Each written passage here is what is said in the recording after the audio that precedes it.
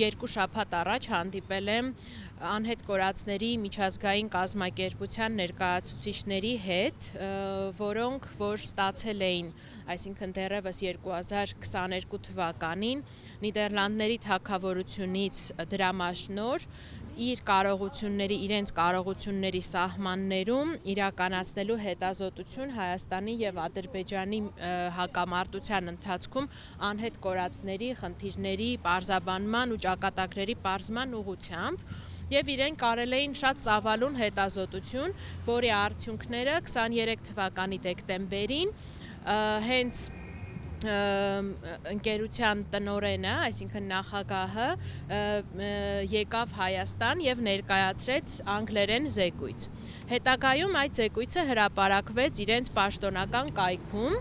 և այդ զեկույցի ուսումնասիրությունից ինձ համար գոնե պարզ եղավ, որ Հայաստանի կառավարությունը մի շարք դրույթներով, այսպես ասած, խաբել է միջազգային գործընկերներին, թե ինչեր են արել։ Մասնավորապես օրինակ նշել էր, որ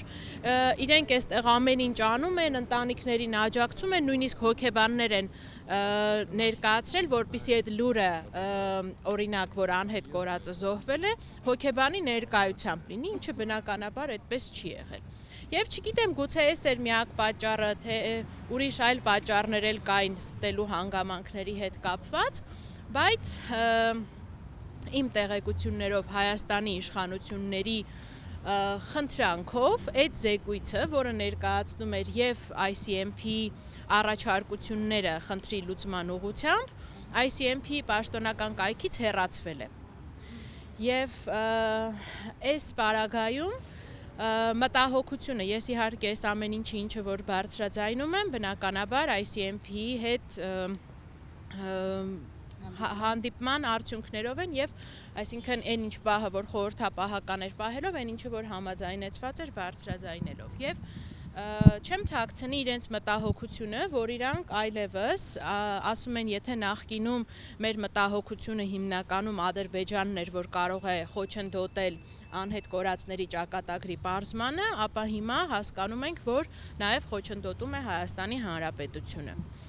Եվ մի կարևոր հանգամանք էլ ևս, որ սրա մասին բազմիցս խոսել եմ, ուրեմն Հայաստանի իշխանությունները փորձելու համար ցույց տալ, որ իբրև թե այն բոլոր ԴՆԹ փորձաքննությունները, որոնք արվել են Հայաստանում ճշմարիտ են, մանիպուլատիվ հնարքով այն մարմինների և մասունքների առնչությամբ, որոնք ըստ իրենց համընկնում ունեն Հայաստանում, հայտնել է ծնողներին, որ դրանք ևս հաստատվում են ICMP լաբորատորիայում կատարված փորձաքննությամբ։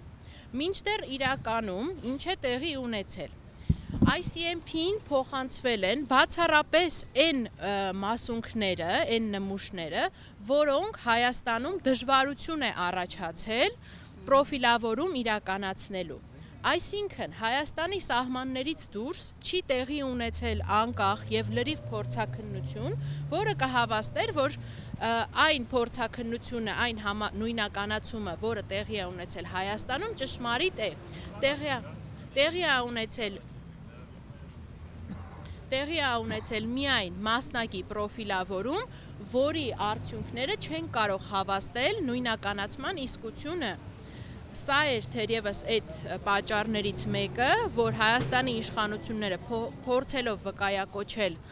ICMP-ի հեղինակավոր անունը, փորձել են ծնողների մոտ տպավորություն ստեղծել, որ իրենց արած փորձաքննությունների արդյունքները ճշմարիտ են, եկեք համակերպվեք իրականության հետ։ Տիկին Սողոյան, երբ որ դուք ներկայացրեցիք ամբողջ իրականությունը, իրենք որևէ բան ասացին իրենց հետագա գործունեության հետ կապված և կապը դուք պահում եք։ Իհարկե պահում ենք, մենք պայմանավորվածություն ունենք մշտապես փոխանցելու տեղեկատվությունը, իրանք ի գիտություն են ընդունում այն բոլոր մտահոգությունները, որոնք ես հայտնում եմ, և նաև իրադարձությունների զարգացման ընթացքը,